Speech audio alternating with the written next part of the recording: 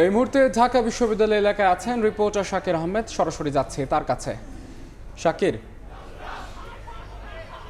ঢাকা বিশ্ববিদ্যালয়ের শিক্ষা ও গবেষণা ইনস্টিটিউটের শিক্ষার্থী শাহরিয়ার আলম শাম্য হত্যাকাণ্ডের প্রতিবাদে আজকে বেশ কয়েকটি যে প্রতিবাদ মিছিল, সেটির পরে ছাত্রদল কিন্তু ক্যাম্পাসে কালো পতাকা মিছিল করেছে এবং ছাত্রদলের ঢাকা বিশ্ববিদ্যালয় শাখার উদ্যোগে এই কালো পতাকা মিছিলটি টিএসসি থেকে শুরু হয়ে পরবর্তীতে রেজিস্ট্রার বিল্ডিং সহ অর্থাৎ প্রশাসনিক ভবন ঘুরে এসে অপরাজয় বাংলার পাদদেশে কিন্তু তারা সমবেত হয়েছেন এবং অপরাজয় বাংলার পাদদেশ থেকে তারা কিন্তু স্লোগান দিচ্ছেন। স্লোগানের মাধ্যমে তারা সাম্য হত্যার বিচারের দাবি জানাচ্ছেন। পাশাপাশি তারা বলছেন যে এই হত্যাকাণ্ড সংঘটিত হওয়ার পরও বিশ্ববিদ্যালয় প্রশাসনের আসলে সন্তোষজনক রেসপন্স তারা পাননি।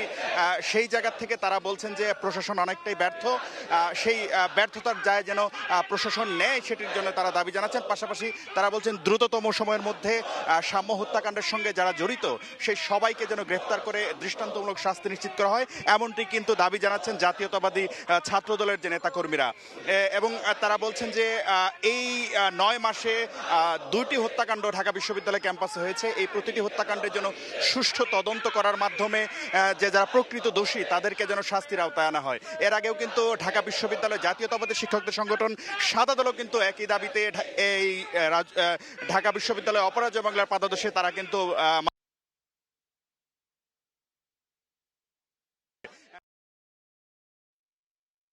তাদের যে সহযোদ্ধা অর্থাৎ সেই ছাত্রদল নেতা সাম্যের হত্যাকাণ্ডের বিচার দাবি করছেন এবং তারা বলছেন যে এটি একটি পরিকল্পিত হত্যাকাণ্ড এবং বিশ্ববিদ্যালয় প্রশাসনকে তারা এর জন্য দায়ী করছেন এবং তারা বলছেন যে ক্যাম্পাসের নিরাপত্তা নিশ্চিত করার জন্য তারা বলছেন যে এটি একটি পরিকল্পিত হত্যাকাণ্ড এবং বিশ্ববিদ্যালয় প্রশাসনকে তারা এর জন্য দায়ী করছেন এবং তারা বলছেন যে ক্যাম্পাসের নিরাপত্তা নিশ্চিত করার জন্য প্রয়োজনীয় পদক্ষেপ যেন বিশ্ববিদ্যালয় প্রশাসনের পক্ষ থেকে নেওয়া হয়, সেই দাবিও কিন্তু তারা আজকের তাদের যে এই যে কর্মসূচি সেই কর্মসূচি থেকে নিয়েছেন।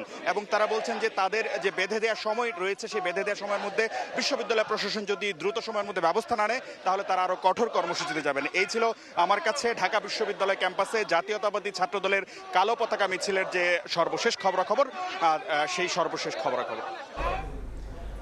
সাম্য হত্যা বিচারের দাবিতে উত্তাল ঢাকা বিশ্ববিদ্যালয়ের সবশেষ খবর জানাচ্ছিলেন সহকর্মী শাকির আহমেদ।